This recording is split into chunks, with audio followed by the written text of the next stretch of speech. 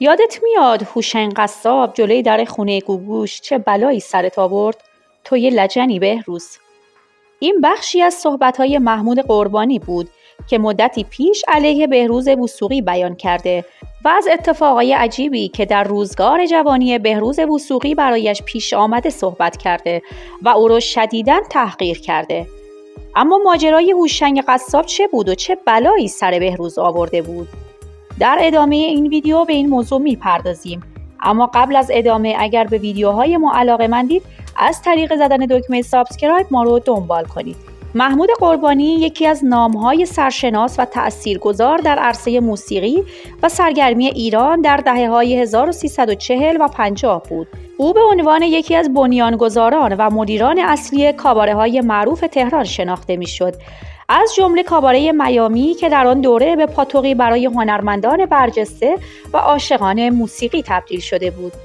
کاباره میامی در آن زمان میزبان اجرای چهره‌های نامآور موسیقی پاپ ایران نظیر گوگوش، ابی، هایده و محسی بود و به مکانی برای گردهمایی بهترین‌های دنیای هنر تبدیل شده بود. زندگی شخصی محمود قربانی نیز به اندازه فعالیت حرفه‌ای او در دنیای رسانه و مردم آن زمان بازتاب داشت. او با گوگوش خواننده مشهور ایرانی ازدواج کرد، رابطه‌ای که توجه بسیاری را به خود جلب کرد.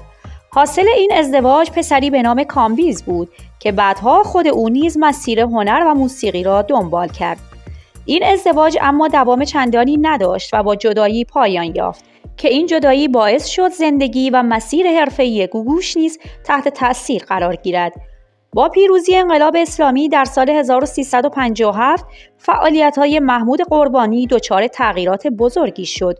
او همانند بسیاری از فعالان این حوزه مجبور به ترک ایران شد و زندگی خود را در خارج از کشور ادامه داد. او اکنون با حضور در فضای مجازی و انتشار مطالبی درباره شخصیت‌های مشهور موسیقی و هنری ایران بار دیگر توجه رسانه‌ها و علاقه‌مندان به هنر را به خود جلب کرده و همچنین به عنوان فردی تأثیرگذار در دنیای موسیقی شناخته می‌شود. روابط پیچیده و پرحاشیه محمود قربانی و بهروز وثوقی در دهه‌های 1350 و 40 نمادی از ترکیب روابط عاطفی و اختلافات شخصی با دنیای شهرت آن زمان بود. یکی از محورهای اصلی این تنش‌ها رابطه عاشقانه‌ای بود که بین بهروز وثوقی و گوگوش پس از طلاق او از محمود قربانی شکل گرفت. این ارتباط نه تنها ضربه‌ای عاطفی به قربانی وارد کرد، بلکه به علت شهرت زیاد گوگوش و وثوقی، قربانی که همیشه به دنبال حفظ موقعیت اجتماعی و توجه عمومی بود، محبوبیت و شهرت وثوقی را تهدیدی برای خود می‌دید. به ویژه از آنجایی که این شهرت با ارتباط عاطفی با همسر سابقش گوگوش همراه بود. افشای رابطه وثوقی و گوگوش خشم و نفرت شدیدی را در قربانی برانگیخت و این دو را به نوعی رقیب شخصی و هنری تبدیل کرد. او مدتی پیش در ویدیویی خطاب به بهروز وثوقی گفته بود: من آنقدر به وجود خود باور دارم و درونم قدرتی می‌بینم که حقیقت را بی‌پروا بیان کنم. از هیچ کس نمی‌ترسم و نیازی نمی‌بینم که کسی بخواهد در مقابل من بایستد و صحبت‌های مرا رد کند. چرا که من از واقعیت‌ها سخن می‌گویم، واقعیت‌هایی از یک انسان، یک وطن پرست و یک فردی با معرفت. این حرف‌ها برای تعریف از خودم نیست، عشق من وطنم است. این بهروز وثوقی بود که باعث شد مادر فرزندم از من جدا شود و فرزندم از 5 سالگی بدون حضور مادر بزرگ شود. چه کسی می‌تواند این را بپذیرد؟ آیا کسی هست که بتواند این رنج را درک کند؟ و این بهروز همان اوا خواهر ناموس‌دوز بود که این کار را انجام داد. من به گوگوش کاری ندارم، اما من و بهروز با هم رفاقت داشتیم، با هم خوش بودیم و برای هم دوست واقعی بودیم. هر چیزی که لازم داشت از اروپا برایش می آوردم. وقتی گوگوش به اروپا و روم رسید به من خبر داد که تو را دیده. به گوگوش گفتم بهروز رو نگه دار و اجازه نده برود. بگذار حساب کتابش را من تسویه کنم و او را مهمان کنم. بهروز خان، آیا این بی غیرتی و بی احترامی نبود که آنجا مادر فرزندم را اغفال کنی؟ این تاوانها را چه کسی می دهد؟ چه کسی می تواند فرزندش را در چنین وضعیتی ببیند؟ تو خودت خوب میدانی همانطور که اکبر میرزایی جلوی تمام ورزشکاران شلاقت زد و جوری که چشمانت 4 تا شد و کف صابون بالا می آوردی و همانطور که واسطه هایت مثل پوران و روشنزاده که بالای سرشان رفتیم و همون شلاق ها را خوردن و تو انقدر بیناموس بودی که خواستی از کنار گوگوش برای خودت هنرنمایی کنی. یادت میاد جلوی در خونه گوگوش هوشنگ قصاب داشت شلاقت میزد؟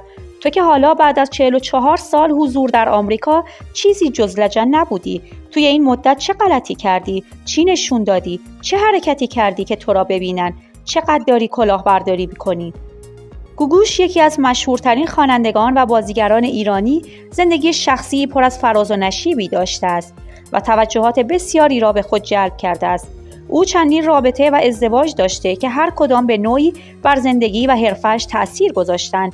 زندگی احساسی و عاشقانه او اغلب در کانون توجهات رسانه‌ها و هوادارانش بوده و شاید به همین دلیل همیشه به یکی از بحث برانگیزترین جنبه‌های زندگی هنرمند تبدیل شده است. همانطور که گفته شد اولین ازدواج گوگوش با محمود قربانی صاحب کاباره میامی و یکی از شخصیت‌های مشهور عرصه موسیقی و سرگرمی در تهران بود.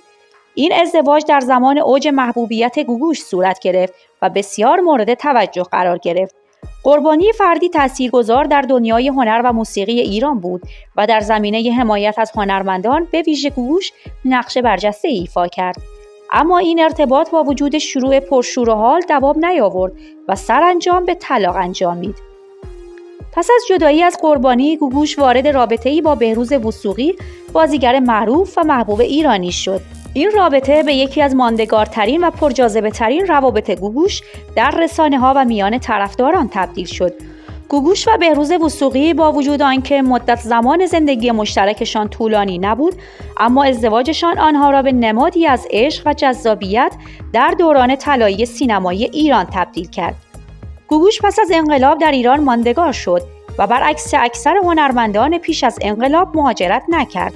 او آن زمان با همایون مصداقی ازدواج کرد. این ازدواج نیز مانند ازدواج‌های پیشین او با فراز و نشیب‌های زیادی همراه بود و سرانجام به جدایی انجامید. آخرین ازدواج گوگوش با مسعود کیمیایی کارگردان برجسته سینمایی ایران بود. این ازدواج نیز در دوران خود بسیار مورد توجه قرار گرفت و رابطه گوگوش و کیمیایی تا مدت‌ها موضوع بحث‌ها و شایعات در محافل هنری و رسانه‌ها بود. اما این پیوند هم به دلایل مختلفی دوام چندانی نداشت و به جدایی انجامید. پس از جدایی گوگوش از مسعود کیمیایی، او از ایران به لس آنجلس مهاجرت کرد و پس از چندین سال سکوت بار دیگر در محافل موسیقی قرار گرفت. گوگوش در سالهای اخیر رابطه با رها اعتمادی، شاعر و ترانه‌سرا داشته است که به شایعات بسیاری درباره روابط او دامن زده است.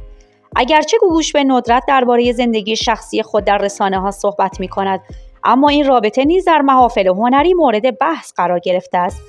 گوگوش با همه تجربه‌ها و نشیب‌هایی که در روابط عاشقانه‌اش داشته، همچنان به عنوان یکی از نمادهای موسیقی و فرهنگ ایران شناخته می‌شود و تأثیر عمیقی بر نسل‌های مختلف گذاشته است.